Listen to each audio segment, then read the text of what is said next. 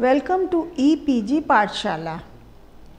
Today in this module, we will discuss about the wind and its impacts.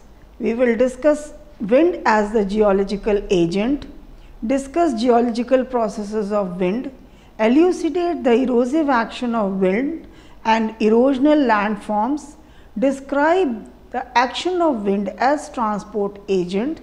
We will lastly elaborate on the depositional landforms formed due to wind action. And now, let us look at this flow chart which gives you an overview of the geological action of wind. First is erosive action of wind. Erosive action of the wind is done by three processes: deflation, abrasion and attrition. Transportation is done by saltation and suspension. Erosional landforms which result due to the erosive action of the wind are desert pavement, deflation basins, mushroom table, pedestal rocks, yardungs, vantifacts, blowouts, desert varnish. And the depositional landforms which result due to the geological action of the wind are loess, playa, dune fields and sand dunes. Geological processes active on the surface of the earth are known as exogenous processes. They are capable of creating both constructive and destructive landforms. Wind is very powerful and effective agent capable of eroding, transporting and depositing the surface materials. Environments in deserts are characterized by very high daily and annual range of temperature, very low mean annual rainfall, absence of vegetation, dominance of sand and high velocity winds. Aeolian landforms are produced by either destructive or constructive action of the wind. Aeolian and Aeolian erosion are the terms which are used for wind erosion. It is performed by processes deflation, abrasion and attrition. Deflation involves the picking up or lifting or blowing and removal of fine and dry particles of loose sand, silt and soil from one place to other by wind. Attrition: when the load sediment undergo wear and tear due to mutual impact during the processes of transportation by wind, resulting in further reduction in size, is known as attrition. Abrasion: it involves mechanical scraping, rubbing, grinding, polishing and abrading of rock surface by friction between rocks and moving particles during their transport by wind. In this process, the individual grains may shed off some of its weight and shape and attain more roundness on grinding of their angularity.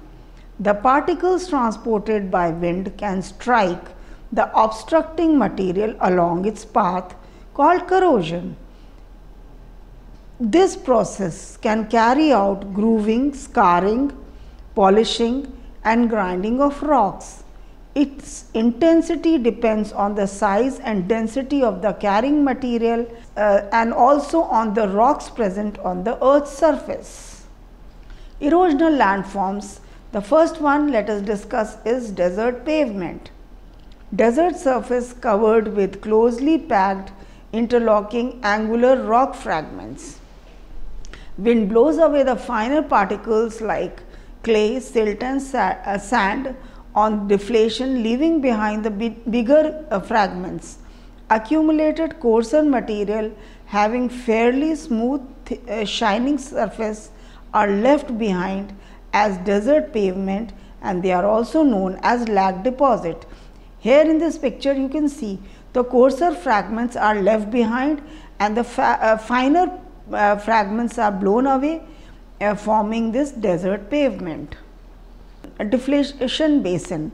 They are depressions formed in the deserts due to the removal of sand. Deflation by strong wind scoops out sand-sized particle, producing shallow depression of varying shapes. These blowouts when intersect the water horizon, they get partially filled with water, resulting in the development of swamps or oases. Again, in this picture you can see how this depression is being produced by deflation. Mushroom table or geogans. Wind abrasion erodes the underlying soft rocks more rapidly than the hard rocks, resulting in the formation of mushroom table. This results in the formation of horizontal ridges and top of hard rocks, which you can see in this figure, having low dips and joints which are parallel to the prevailing winds. This resembles ridge and furrow structure, also known as geogans. Pedestal rocks are also formed by erosion. They have broader upper part and narrow base carved by the action of the wind over an existing standing rock mass. The heavier and larger particles remain near the ground, and only smaller, lighter particles move above with the wind at higher level, which results in the formation of pedestal rock.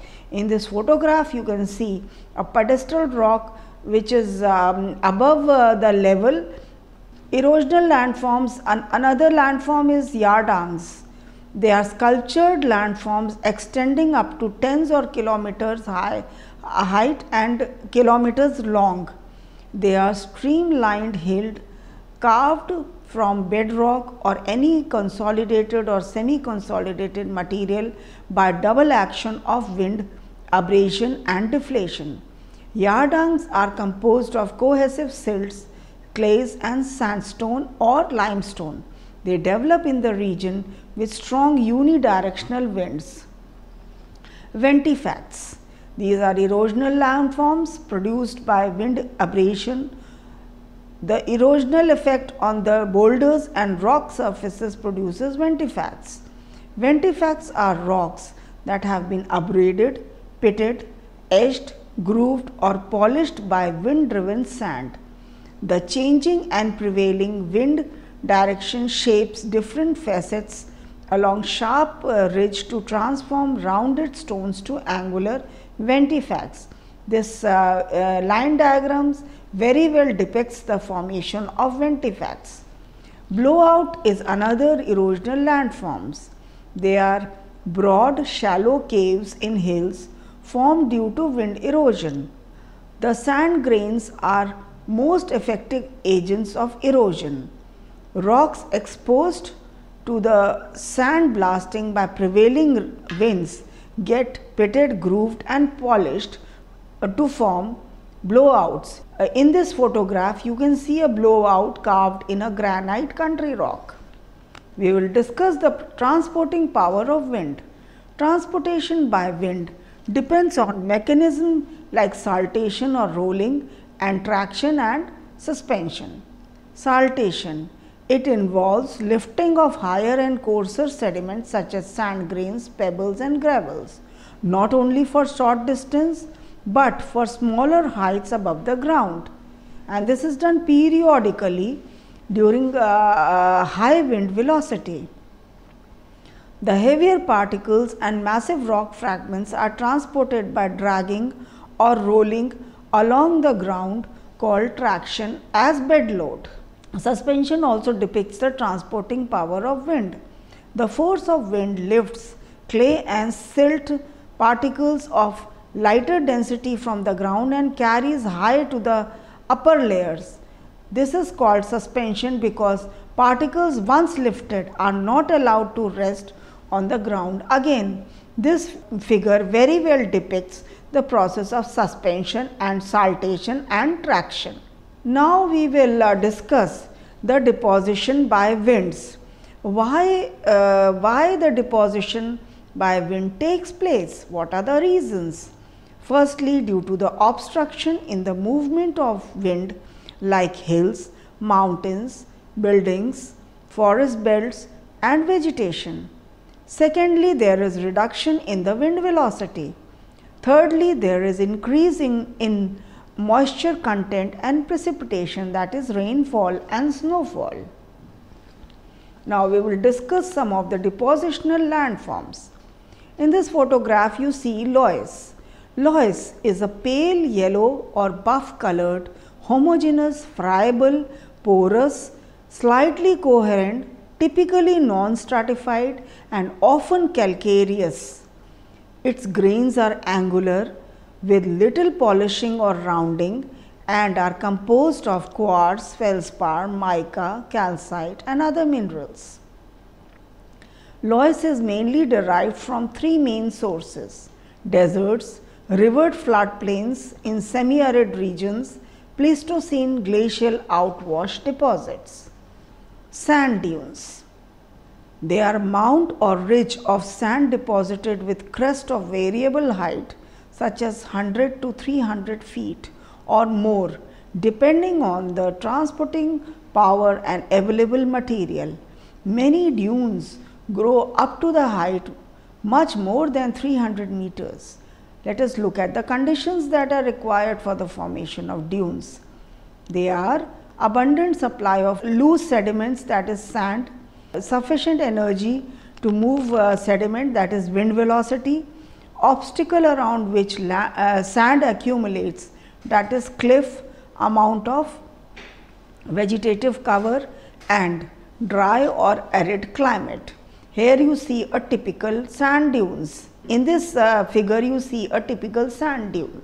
Now let us talk about the migration of sand dune. In desert, this is a very common phenomena. An ideal dune has a gentle windward slope of about 10 to 15 and much steeper leeward slope, that is 30 to 35 degree. Wind lifts sand grains from windward side and drop them on leeward side known as slip side, and consequently the migration takes place. Dune advances by movement of individual grains of sand. This can be very well observed in deserts like Thar. Structures of static and migrated dunes. You can see in the diagram given below. We will read about the types of sand dunes. Dunes are classified into 5 principal types, namely Barkhan, longitudinal, transverse, parabolic and star dune. The size and shape and arrangement of the dune depend on the interaction of factors such as sand supply, direction and velocity of prevailing wind and amount of vegetation. We will discuss all these 5 types of dunes individually. Barkhan. Barkhan are the crescent shaped dunes with 2 tapering horns pointing windward and steep slip face on concave side. They are generally flat with dry surface and little vegetation. A limited supply of sand and a nearly constant wind in one direction is required for the formation of Barkhan. Barkhan dune consists of very well sorted, very fine and medium sand. These dunes migrate when sand slides down the leeward slope and sand moves up the windward slope. This figure shows you a typical Barkhan dune. Longitudinal dune. It consists of long, linear or slightly sinuous sand ridges aligned generally much longer than wider, parallel to the direction of prevailing wind. Long axis of the sand ridge is parallel to the direction of net sand movement. They form where sand supply is somewhat limited. Sediments are well sorted with grain size varying from very fine to medium grained sand. Transverse dune. They are long, wavy, linear ridges perpendicular or transverse to the prevailing wind. They form in the areas which have abundant sand, little or no vegetation. In plan view, transverse dunes have a wave-like appearance and are also therefore called as sand seas. The dunes may be as wide as 3 km with crest of as high as 200 meters. Sediments are very fine and medium sand and well sorted. Wind speed should be constant, moderate and unidirectional. This figure shows you a transverse dune with the wind direction. Star dune. It resembles multi-pointed star. It is pyramid shape with 3 or more arms radiating from peak center. They develop where wind direction is variable. They grow taller rather than migrating. Star dune comprises very fine to medium sand. Star dune for its formation requires wind blowing from several different directions. This diagram shows you a star dune with variable wind directions. Now, learners, let us summarize what we have learned. We learned about the processes controlling wind erosion and the resulting erosional landforms. We also discussed the transportation of wind-borne sediments. We also explained the depositional landforms like loessig deposits and sand dunes. And lastly, we discussed about 5 types of sand dunes and their characteristics. Thank you.